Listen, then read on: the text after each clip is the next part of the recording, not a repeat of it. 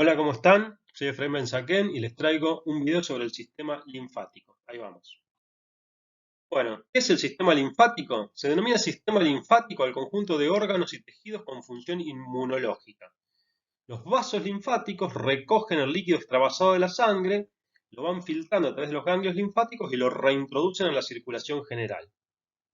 Células propias del sistema linfático son los linfocitos, aunque también hay muchos macrófagos vinculados a todo este sistema de órganos y circulación linfática y tiene células propias. Tiene células dendríticas en varios órganos linfáticos y tiene unas células especiales que se llaman células reticulares, que forman fibras reticulares, que también están presentes en los órganos linfáticos. Y en el caso del timo hay un tipo especial de célula que ya vamos a ver que se llaman epitelios reticulares, que estas no forman fibras reticulares, pero tienen una forma muy similar a las células reticulares. Estas son las típicas células del sistema linfático.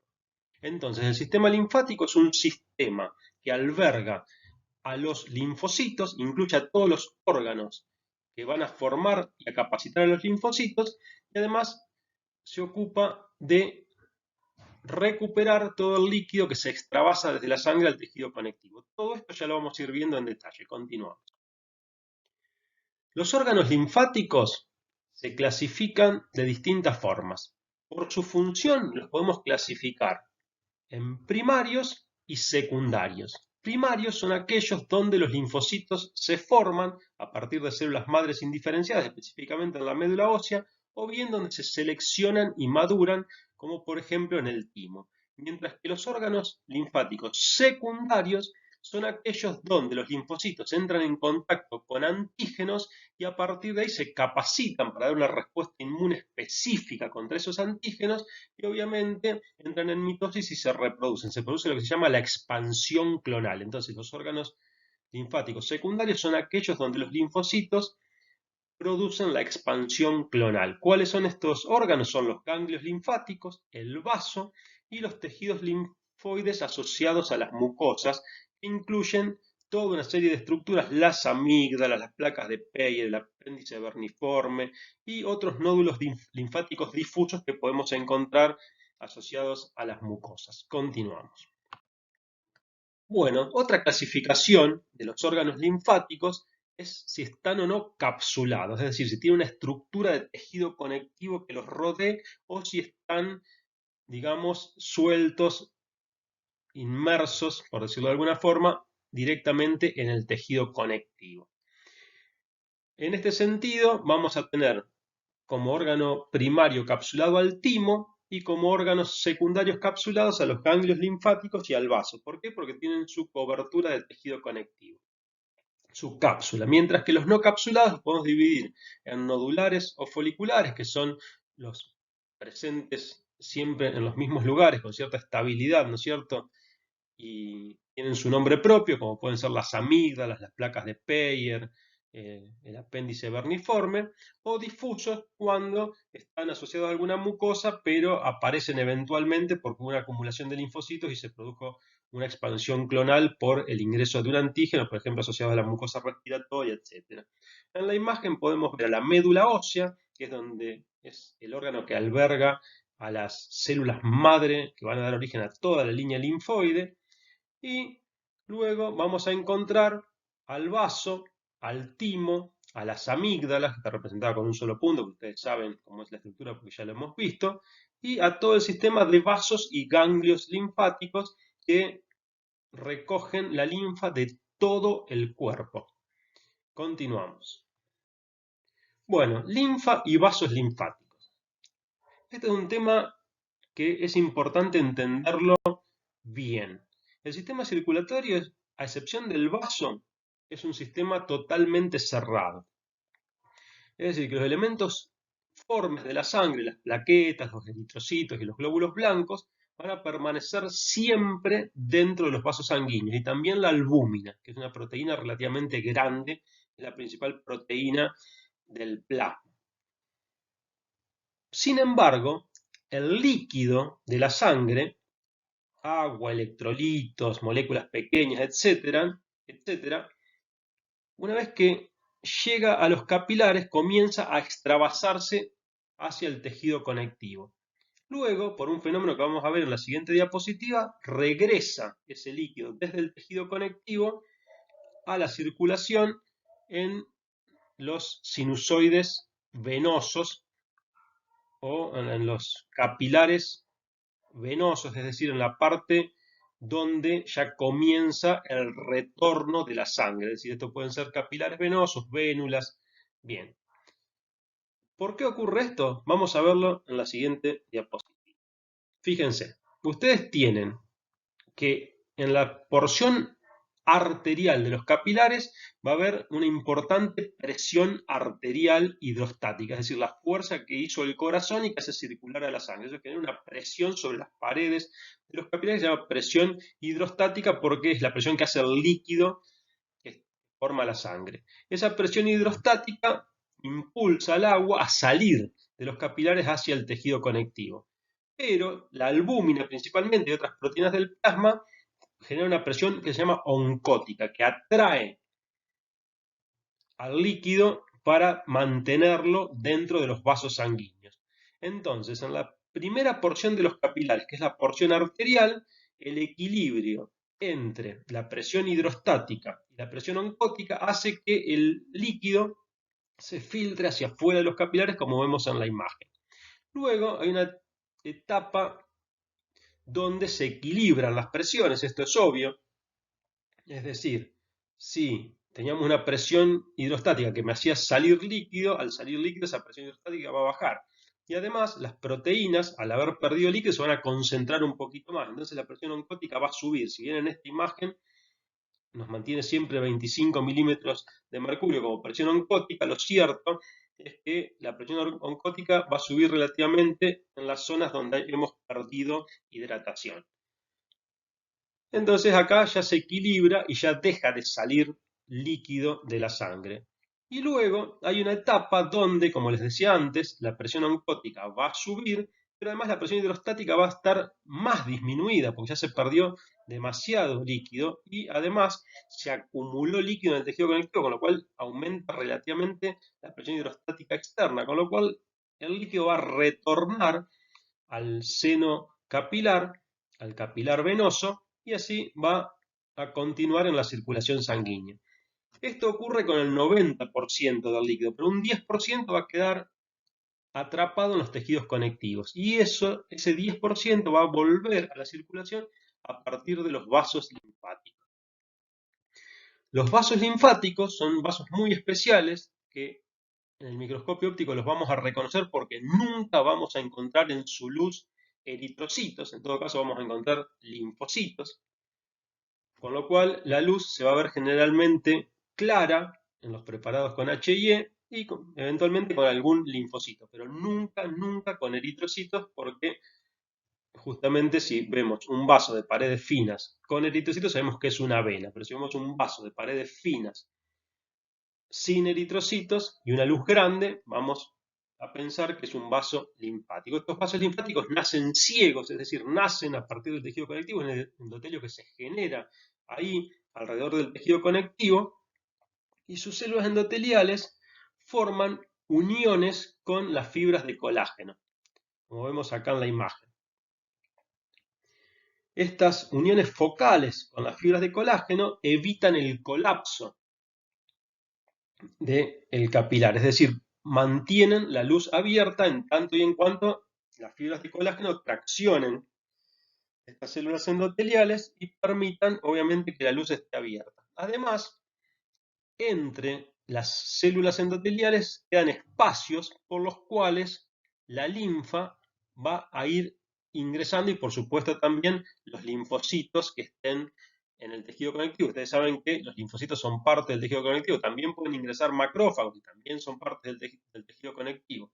Pero además, este endotelio va a tener una disposición especial que va a terminar formando estructuras valvulares unidireccionales, es decir, que una vez que ingresa la linfa, siempre va a ir en una sola dirección, es decir, hacia el corazón y no va a poder retornar porque se genera una estructura de prolongaciones de las células endoteliales que en caso de un intento de retorno de la linfa se van a cerrar y van a bloquear ese retorno. Se llaman válvulas unidireccionales que garantizan el flujo hacia el corazón. ¿Y qué es lo que va a acelerar el flujo de la linfa?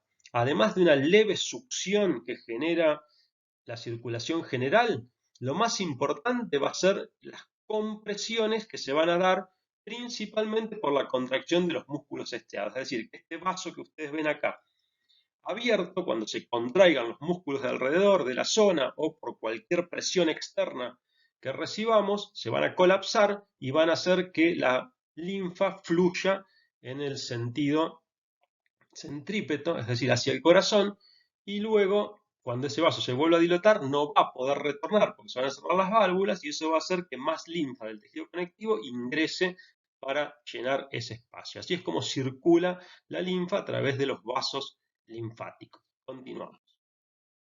Bueno, la circulación de la linfa y la filtración. Los vasos que recogen la linfa van hacia las venas subclavias, ya vamos a ver cómo. Pero lo interesante es que en su paso atraviesan unas estructuras especiales que van a ir filtrando esa linfa, que están recubiertas por tejido conectivo, que tienen su propia cápsula, que se llaman vasos linfáticos. Esto lo vamos a ver con detalle, pero ingresan por la parte convexa de estos vasos linfáticos, son filtrados por toda la estructura de los vasos y salen por lo que sería el hilio, es decir, desde luego continúan. Generalmente, todas las porciones de la linfa se filtran entre 2 y 3 veces, es decir, toda porción de linfa que viene del tejido conectivo va a pasar por 1, 2 o 3 ganglios linfáticos, no va a llegar nada de linfa a la circulación general sin haber pasado antes por ganglios linfáticos. Otro tema interesante es que existen grupos de ganglios linfáticos. Los ganglios linfáticos, según los libros, son entre 500 y 700. Y están distribuidos por grupos específicos, que traen linfa de lugares específicos. Y esto hay que saberlo porque tiene una gran importancia clínica.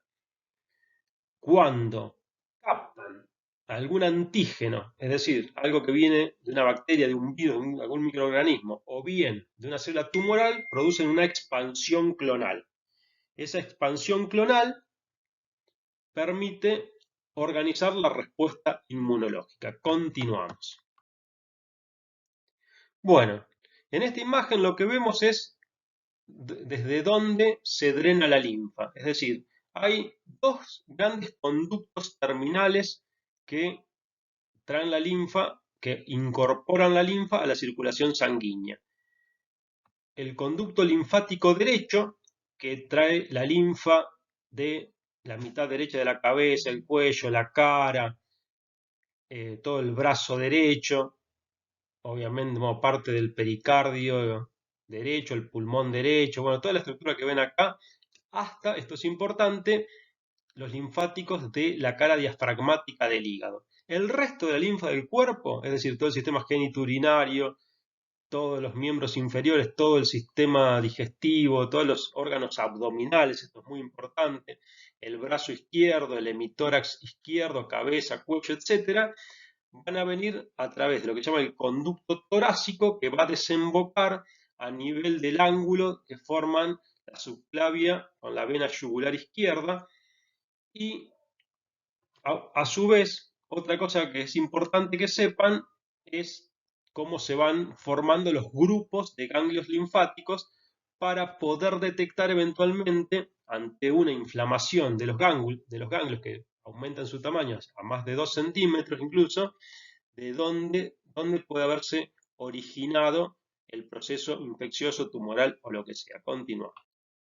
Bueno, vamos a hablar un poquito a partir de ahora de los ganglios linfáticos, es decir, los que quieran pueden poner pausa acá y los que quieran pueden seguir. Es decir, lo que hicimos hasta ahora fue una introducción y ahora vamos a ir viendo primero los ganglios linfáticos, después el timo y después el vaso. Es decir, nos vamos a concentrar en los órganos linfáticos. Ahí vamos.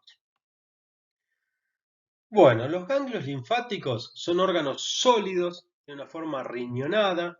Normalmente miden entre 1 y 5 milímetros, pero en caso de una infección o de un tumor, de una expansión clonal muy fuerte, pueden llegar incluso a 2 centímetros, se llama adenomegalia. Están rodeados por una cápsula de tejido conectivo que es rica en tejido adiposo, incluso a veces se logra ver como una doble cápsula. La parte externa de la cápsula es una adventicia que lo fija al tejido conectivo circundante, son difíciles de remover, están muy unidos al tejido conectivo circundante. Luego hay una capa adiposa y un sector interno que emite trabéculas que tabican la corteza del órgano, pero no la separan completamente, son trabéculas cortas e incompletas. Por su cara convexa, es decir, por esta estructura que ustedes ven así con convexidad, ingresan vasos linfáticos. Los vasos linfáticos que van hacia la circulación general ingresan por la parte externa de estos ganglios linfáticos y vuelcan la linfa en su seno. Luego esa linfa va a confluir sobre un vaso linfático eferente que va a salir por el hilio del órgano, donde a su vez, como en todos los órganos, ingresan las arterias, salen las venas, ingresan los nervios, es decir, tiene una estructura similar a cualquier órgano en el cual debe ser nutrido para obtener el oxígeno y los nutrientes desde la circulación general y también está inervado por el sistema nervioso. Continuamos. Bueno, entonces tenemos una diapositiva donde vamos a explicar con más detalle la estructura de un ganglio linfático. Vemos que lo que llamamos parénquima se divide en lo que es una corteza o una zona cortical y una médula separadas por una zona que se llamamos paracortical. La linfa viene por los vasos linfáticos aferentes, se vuelca directamente, se abre en ciertas estructuras que vamos a llamar senos. Y según la zona, esos senos reciben distintos nombres. Los senos iniciales se llaman subcapsulares porque están acá pegados a la cápsula, como se ve en la imagen, o bien senos marginales. Pero en la mayoría de los libros dicen senos subcapsulares. Esos senos subcapsulares se continúan en su trayecto hacia la médula por otros senos que van en forma paralela a las cortas trabéculas de tejido conectivo que emite la cápsula y por lo tanto se llaman senos peritrabeculares o paratrabeculares. Y luego estos senos se continúan, una vez que atraviesan la paracorteza, con los senos medulares. Las estructuras de linfocitos y células dendríticas que separan a los senos medulares se llaman cordones medulares, mientras que las estructuras que se forman en la corteza son folículos linfoides y es donde vamos a ver con mayor frecuencia las expansiones clonales, lo cual es totalmente lógico porque la expansión clonal se va a producir ante la llegada de un antígeno y el primer sector donde desemboca la linfa es justamente en la corteza. Otra cosa interesante es que en la corteza van a predominar los linfocitos B, mientras que en la paracorteza van a predominar los linfocitos T. Por eso a la zona de la paracorteza se la suele designar como zona timodependiente. Como ustedes ven en la imagen, desde todos estos senos se continúan los vasos linfáticos eferentes que siguen llevando la linfa hacia el corazón y seguramente va a pasar por algún otro ganglio antes de incorporarse a la circulación general a nivel de las subclavias. Así es como circula la sangre en los vasos sanguíneos. Ingresa la arteria ganglionar y tiene una distribución en la médula y otra distribución a nivel de la corteza. La circulación obviamente es continua y luego obviamente confluye hacia las venas y drena luego la sangre hacia la circulación general, independientemente de los vasos linfáticos. Una cosa muy importante es que los vasos venosos, las venas, los sinusoides postcapilares, o las pequeñas vénulas iniciales, tienen una pared muy alta, ya no de células planas como en el resto del organismo, sino de células cúbicas, porque no queremos que todos los antígenos, los agentes infecciosos que puedan venir por la linfa, ingresen a la sangre a este nivel. Así que a pesar de ser un órgano con un gran arsenal inmunológico, hay una importante barrera que evita el ingreso de antígenos a la sangre a nivel de los ganglios linfáticos. Continuamos. Bueno, desde el punto de vista histológico, en la corteza del ganglio linfático, como les decía, vamos a encontrar los folículos linfoides a predominio de linfocitos B. que ustedes los van a ver como una zona más pálida porque por producirse la expansión clonal, justamente la cromatina es mucho más laxa y además puede haber un gran número de plasmocitos, macrófagos, etcétera, que se distingue de esta zona capsular que rodea, digamos, a esta zona del manto que rodea el folículo, la zona folicular, donde es mucho más densa, donde están mucho más empaquetados y son linfocitos ya maduros, con una cromatina mucho más densa. Entonces es una zona bien basófila, rodeando a una zona mucho más pálida, que es obviamente el centro germinativo o el centro del folículo. Luego vemos una zona paracortical, donde puede haber también estructuras foliculares, como se ve perfectamente en la imagen, y luego ya vamos a una zona mucho más laxa, donde hay muchísimas células dendríticas, macrófagos, etc., y la población de linfocitos forma estas estructuras en forma de cordones que van a ir filtrando, obviamente, toda la linfa en su estructura circulatoria. Noten cómo a nivel de la cápsula tenemos como dos estructuras de tejido conectivo relativamente denso, en cuyo centro existe una importante cantidad de tejido adiposo, y observen cómo los vasos linfáticos que van ingresando por la cápsula tienen dos estructuras importantes. Primero estas trabéculas, podríamos decir, que se ven en el centro del vaso, que no son más ni menos que las válvulas que evitan el reflujo, es decir, las válvulas unidireccionales, y por otro lado no vamos a encontrar glóbulos rojos. Claramente son vasos linfáticos que traen linfa y pueden tener linfocitos, pero nunca van a tener sangre, nunca van a tener glóbulos rojos. Continuamos. Bueno, ahora vamos a hablar del timo. Les repito, los que quieran pueden poner pausa y tomar este video como un video separado. Yo después se los voy a subir, obviamente, como un video separado. Pero se los pongo todos juntos para el que quiera pegarle derecho. Bueno, vamos con el timo.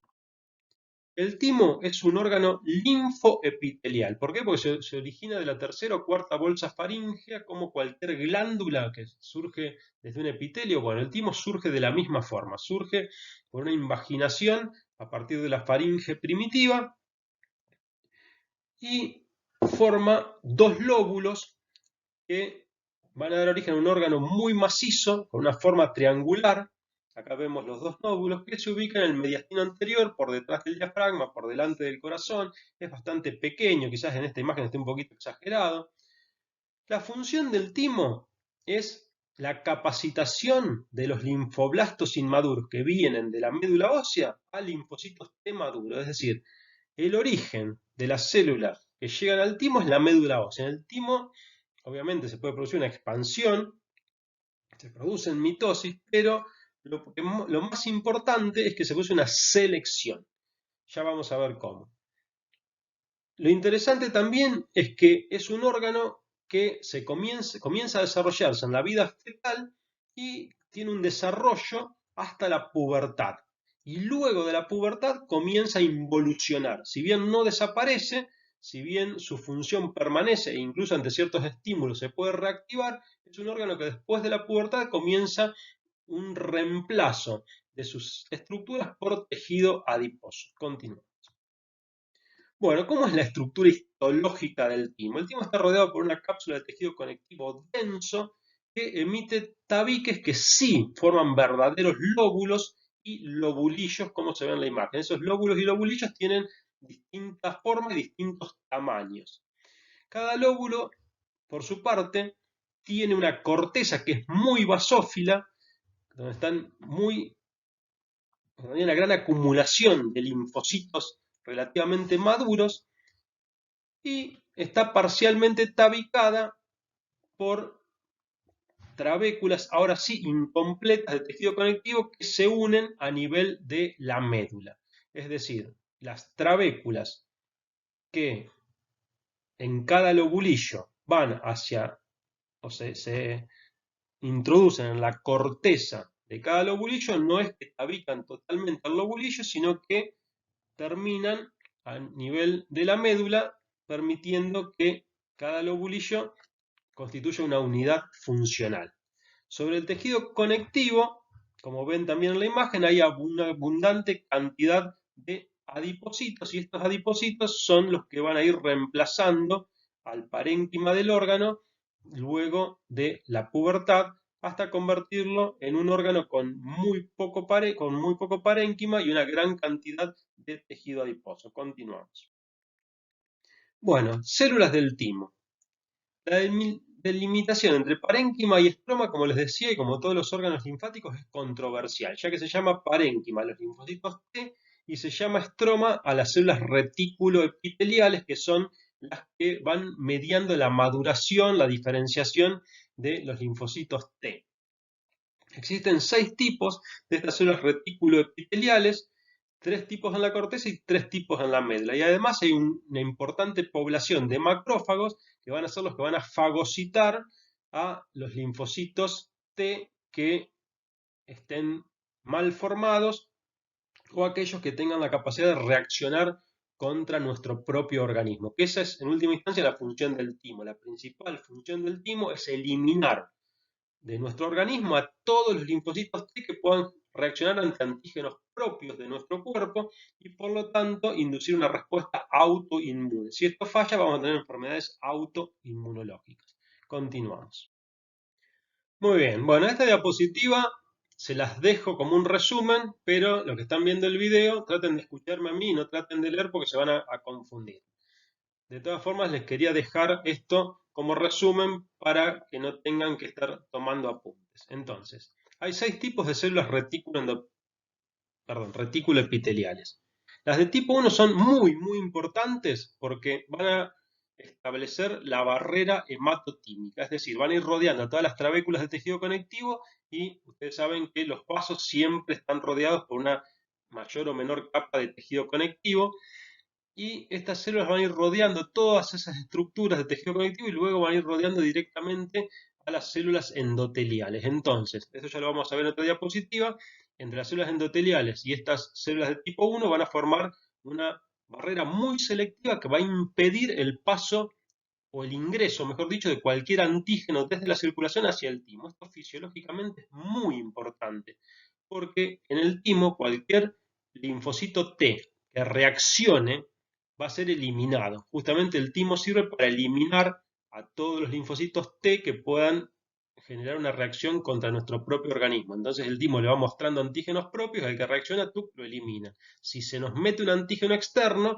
esos linfocitos que reaccionen van a ser eliminados y luego no tendríamos defensa contra ese antígeno. Entonces no puede entrar ningún antígeno externo al timo. Ese rol lo cumplen las células reticuloepiteliales tipo 1. Luego tenemos a las células reticuloepiteliales tipo 2, que se encuentran entre el tercio externo y medio de la corteza, formando una densa red que va a conducir a los linfocitos T hacia la médula y en ese paso, desde la corteza hacia la médula, van a ir induciendo la maduración y la diferenciación. Esto lo hacen a través de varias sustancias químicas que van a secretar en forma paracrina, es decir, que las de tipo 2 son células con una función endocrina. ¿Vieron que en muchos libros dicen la función endocrina del timo? Bueno, esta es la función endocrina del timo. Hay muchas sustancias, timosinas, timopoyetinas que inducen a la mitosis, timulina, timomodulina, bueno, no importa. El tema es que tiene una función endocrina y que hacen a la maduración y diferenciación de los linfocitos T. Luego tenemos a las células tipo 3, que se encuentran formando una red en el tercio medio de la corteza. Las de tipo 4 forman una malla a nivel de la médula. Todas tienen que ver con, eh, con mostrarle distintos antígenos al timo y en caso de que reaccionen, llevarlas hacia los macrófagos que las van a fagocitar. Lo mismo hacen las de tipo 5, que no, perdón, las de tipo 5 no hacen esto, sino que son las células indiferenciadas que le dan origen al resto de los tipos celulares.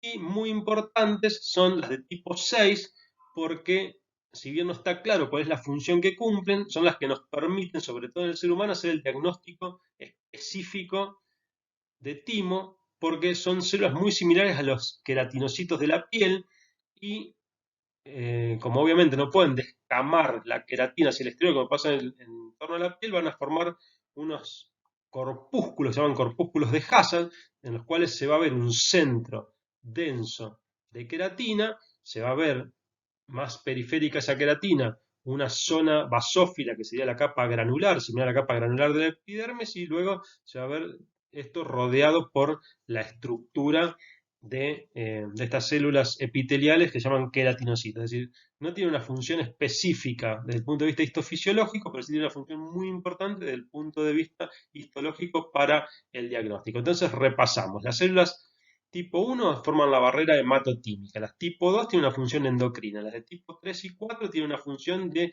mostrarle antígenos y inducir la destrucción de aquellos que reaccionan. Las de tipo 5 son células de reserva que dan origen al resto de los tipos celulares, las de tipo 6 son simil queratinocitos que nos sirven para dar diagnóstico de timo cuando forman los corpúsculos de Hassall. Continuamos. Bueno, muy bien. Vamos a remarcar bien entonces cuál es la función del timo. La función del timo es la capacitación de los linfocitos T que luego saldrán a la circulación general, invadirán a los órganos linfáticos secundarios, el vaso, los ganglios linfáticos, las amígdalas, las placas de Peyer, etc., para producir la expansión clonal y la respuesta inmunológica, pero además van a perdurar como memoria inmunológica, incluso algunos de ellos durante toda la vida del individuo. En la corteza del timo hay una primera selección de los linfocitos T bien constituidos. Esto se da a partir de una comunicación por contacto con células retículo epiteliales y macrófagos que van a ir eliminando aquellas que estén de alguna forma mal constituidas. Y luego, hacia la paracorteza y hacia la médula, va a haber una selección más específica que tiene que ver con la eliminación de aquellas células que tengan la capacidad de reaccionar contra antígenos propios, es decir, distinguen a las células que perciben lo propio de lo no propio. Aquellas que reaccionan contra lo propio tienen que ser eliminadas y si este mecanismo fracasa, obviamente vamos a tener un problema de autoinmunidad.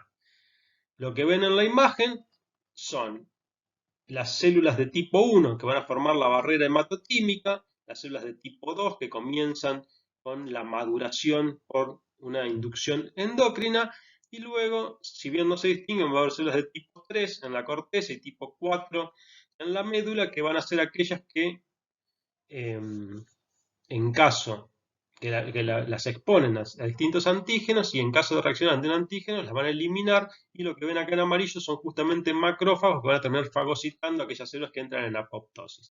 A nivel de la médula tenemos estas estructuras, generalmente son grandes, bien eosinófilas, que son los corpúsculos de Hassall, que corresponden a las células de tipo 6. Continuamos.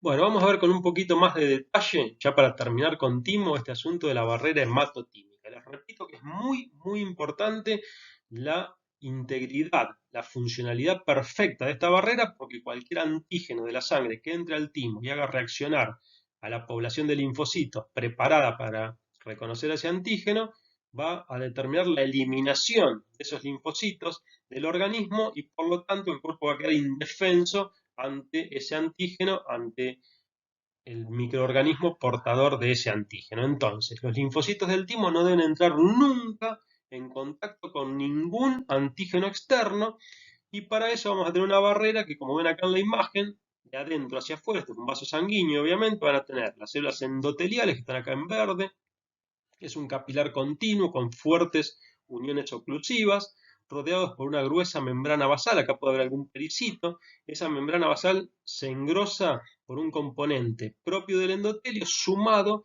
a una lámina propia de las células retículo epiteliales de tipo 1, que son estas que ven acá estrelladas en amarillo, y recién por fuera de toda esta estructura, donde incluso puede haber una superposición de las células que también tienen uniones estrechas y también dan una estructura bien continua, recién les decía, por fuera de de esas células que forman una o dos capas, como vemos en las imágenes, van a aparecer los linfocitos, los macrófagos y toda la estructura que hace el parénquima del timo. Entonces, nunca, nunca, nunca se debe deteriorar la barrera hematotímica, es decir, entre la sangre y el timo, porque podría traer graves problemas inmunológicos. Continuamos. Bueno, y por último, vamos a hablar del vaso. Ahí vamos. Muy bien, vamos a empezar con las generalidades del vaso. Hay que decir que es el órgano linfático más grande, que pesa entre 150 y 200 gramos, que tiene la forma y el tamaño de un puño, dicen los libros, aunque puede ser un poco más grande, unos 12 centímetros. Se ubica en el hipocondrio izquierdo y está rodeado por una densa cápsula de tejido conectivo que tiene células contráctiles y que emite trabéculas que son cortas, son parciales, no van a dividir el órgano, no lo van a tabicar. Continuamos. Bueno, ¿cuáles son las funciones del vaso? En primer lugar, lo que tenemos que decir es que el vaso realiza una función que se llama hemocateresis, que consiste en la remoción y destrucción de los elementos formes de la sangre viejos y dañados, glóbulos rojos y plaquetas. Obviamente, con la digestión de estos glóbulos rojos se produce el reciclaje de la hemoglobina utilizando tanto el hierro como los aminoácidos que de esta derivan. También tiene una gran función inmunológica, porque así como los ganglios linfáticos van a filtrar a la linfa para producir la respuesta inmunológica, para estimular la respuesta inmunológica, el vaso va a filtrar a la sangre y cualquier antígeno que llegue al vaso, ya sea de un microorganismo, de un tumor, etc., va a ser presentado a los linfocitos y se va a producir la expansión clonal, con lo cual permite la proliferación y la activación de linfocitos tanto B como T, es decir, respuesta humoral, porque de los linfocitos B van a generar anticuerpos, y respuesta celular de los linfocitos T colaboradores y citotóxicos. Además, es un gran reservorio de sangre y en muchas especies estas células, en muchos mamíferos, estas células contráctiles, en caso de que se necesite un mayor flujo sanguíneo por una hemorragia, por lo que sea, se contraen y devuelven a la sangre una gran cantidad de glóbulos rojos y plaquetas. También en muchas especies el vaso tiene una capacidad hemopoyética, es decir, generar células sanguíneas. Esto en el ser humano puede pasar en caso de un problema en la médula ósea, pero tiene la potencialidad de albergar células madre pluripotenciales para formar células sanguíneas. Y otro tema importante es que por ser un gran reservorio de sangre y por una circulación semiabierta, en caso de una ruptura de la cápsula del vaso, se puede producir una hemorragia mortal. Estas son las principales funciones y las principales características entonces de este órgano. Continuamos. Bueno, ¿cómo es la organización del vaso? Desde el punto de vista estructural se reconocen repetitivamente dos sectores, un sector que llamamos pulpa blanca, que tiene importantes cúmulos de linfocitos que generalmente están rodeando una arteriola, y otro sector de pulpa roja, que es rica en vasos y en células sanguíneas, así como en esas estructuras que están para filtrar la sangre, que son las células reticulares, las células dendríticas y los macrófagos. Todo esto lo vamos a ver con muchísimo más detalle. Y lo interesante es que se llama pulpa blanca, la zona que está llena de linfocitos, porque en fresco se ve más clarito, más blanco, mientras que la zona que está invadida por una gran cantidad de eritrocitos se llama pulpa roja. En los preparados con H&E, la pulpa blanca se va a ver bien basófila y la pulpa roja se va a ver bien eosinófila y roja por la hemoglobina. Continuamos. Bueno, ¿cómo es la estructura entonces desde el punto de vista histológico del vaso? Vamos a encontrar una cara convexa, lisa, y una cara cóncava que tiene protusiones, abolladuras, y es por donde ingresa el ilio, que trae la arteria esplénica, por donde sale la vena esplénica, nervios, vasos, linfáticos, etc. Esto de los linfáticos es controversial porque hay libros que dicen que el vaso no tiene linfáticos y otros que sí, eventualmente si los tiene salen por el ilio. Otro tema interesante es que esta cápsula que recubre al vaso y que emite tabiques incompletos tiene células contráctiles. Según el libro de la doctora Brusco son células de músculo liso, según el Ross son miofibroblastos, igual son muy parecidos porque ustedes recuerden que los fibroblastos y las células de músculo liso derivan de una misma célula madre y que las dos tienen la capacidad de sintetizar la matriz extracelular, así que a los fines prácticos es lo mismo. Lo importante es que estas células se pueden contraer y en muchos mamíferos la contracción de esta célula vuelca a la sangre una gran cantidad de eritrocitos y células blancas que están, y plaquetas también, que están contenidas en el vaso, es decir, que el vaso funciona como reservorio de sangre. Eh, bueno, esta cápsula emite tabiques cortos que no alcanzan entonces a subdividir el órgano y ustedes recuerden que se repiten zonas de pulpa roja, como vemos acá en la imagen, más eosinófilas y zonas de pulpa blanca, estos cúmulos basófilos. Todo esto lo vamos a explicar con más detalle, así que no se preocupen, continuamos. Bueno, el tema parénquima y estroma. El estroma comprende células y fibras reticulares que forman una malla de sostén, aunque tienen una funcionalidad estas células a las que llamamos estroma, mientras que el parénquima está constituido por todos los elementos de la sangre, es decir, glóbulos rojos, plaquetas, linfocitos B y T, sobre todo muchos linfocitos, y macrófagos, células dendríticas y otras células o células interdigitadas. Estas dendríticas o interdigitadas son células que están a los fines de mostrarle antígenos a los linfocitos y producir una expansión clonal. Es decir, los macrófagos son células que fagocitan, digieren y exponen sus moléculas antígenos, mientras que estas células dendríticas o interdigitadas simplemente fijan antígenos en sus membranas y se los muestran, se los presentan también a los linfocitos T, pero sin hacer la fagocitosis y la digestión. En fresco, como les decía, se distingue la pulpa roja, rica en eritrocitos, de la pulpa blanca, rica en linfocitos, pero estas estructuras, como ustedes observan acá, se ven basófila, la pulpa blanca, y más eosinófila, estos sectores más pálidos, más eosinófilos, son la pulpa roja. Continuamos. Bueno, vamos a explicar un poco cómo es la circulación a nivel del vaso. El concepto importante es que el vaso es un órgano sanguíneo, es un órgano que filtra a la sangre. Además de ser reservorio de sangre, produce lo que se llama hemocateresis, que es limpiar de la sangre los glóbulos rojos y plaquetas viejos y en desuso, sobre todo los glóbulos rojos viejos o dañados, es decir, que ya no cumplen bien su función, y además es un órgano linfático en el sentido de que va a captar aquellos antígenos que se encuentran en la sangre, ya sea porque vienen con microorganismos, tumores, etc., y va a producir una respuesta inmunológica. Por eso hay nódulos linfáticos que están mostrando que se está produciendo una expansión clonal de linfocitos que van a reaccionar contra esos antígenos. ¿Cómo es la circulación del vaso? ¿Cómo es la circulación de la sangre para que el vaso la pueda filtrar? Bueno, ingresa a la arteria esplénica, rama del tronco celíaco, y se empieza a dividir. Esa división forma lo que se llaman las arterias trabeculares. Se llaman trabeculares porque van acompañadas por estas trabéculas de tejido conectivo que además tienen células contráctiles. Desde las arterias trabeculares se proyectan ramas que van a empezar a estar rodeadas por linfocitos, formando lo que llaman las vainas periarteriolares, que es lo que forma la sustancia blanca en sí, como vemos en la imagen. ¿Ven? Estas son las arterias trabeculares que van acompañadas por tejido conectivo, y de estas arterias trabeculares se forman estas arterias que empiezan a estar rodeadas por vainas densas de linfocitos. Estas arterias que están rodeadas por linfocitos, a su vez, dan distintas ramas que se llaman arterias peniciladas, porque, como ven acá en la imagen, se abren varias a la vez, formando como una especie de pincel.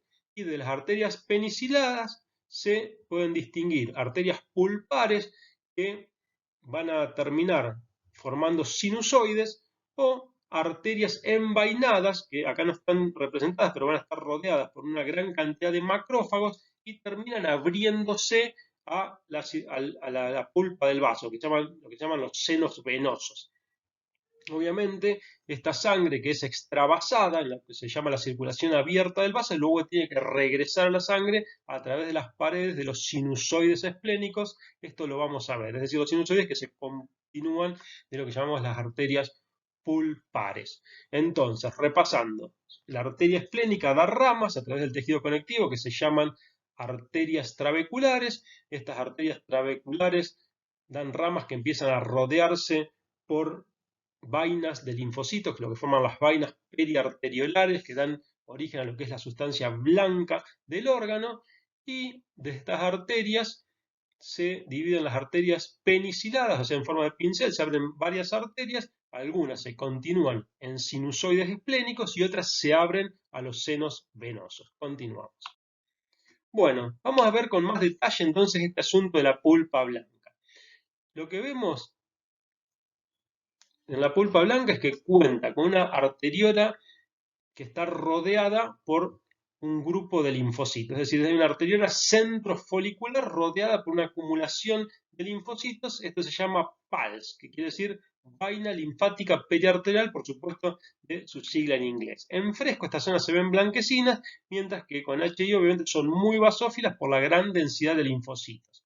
Cuando en estas zonas de la sustancia blanca, de la pulpa blanca, se produce una respuesta inmunológica, se forma un nódulo linfático, un folículo linfático que va a tener un centro más claro y va a desplazar a la arteria hacia la periferia. Y toda esa estructura formada por el folículo linfático, la arteria desplazada hacia la periferia y el manto periférico, linfocitos más densos, se llama corpúsculo de Malpighi, y todo esto lo vamos a ver después en detalle.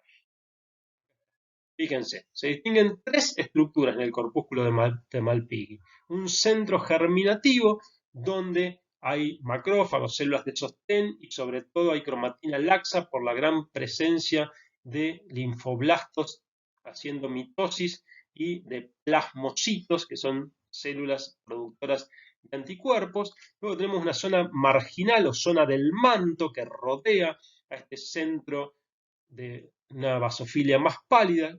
Este manto tiene una basofilia más densa porque está compuesto por linfocitos maduros bien empaquetados, y como vemos la arteriola queda desplazada hacia los laterales del folículo linfático, es decir, sobre la zona del manto. Continuamos.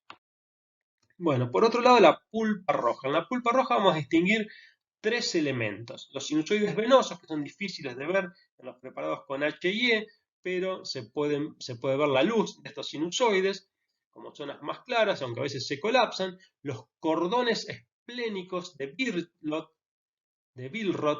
o Billroth. Estos cordones esplénicos no son más que cordones de linfocitos y células de sostén que van a estar rodeando y como encauzando a los senos venosos, y los senos venosos, que es la gran mayoría de las estructuras claras que vemos acá, que tienen que ver con sectores de circulación abierta de la sangre, donde los eritrocitos y los linfocitos fluyen libremente y se vinculan entre sí. Continuamos. Bueno, vamos a ver entonces con un poquito más de detalle los muy particulares capilares sinusoides esplénicos. Los capilares venosos son capilares venosos, es decir, ya estas estructuras se forman en la zona de retorno de la circulación, es decir, donde ya la sangre empieza a volver hacia el corazón. Y tiene un endotelio muy particular, que en vez de ser circular como el resto de del endotelio de todo el cuerpo, tiene una disposición longitudinal formando una especie de bastones.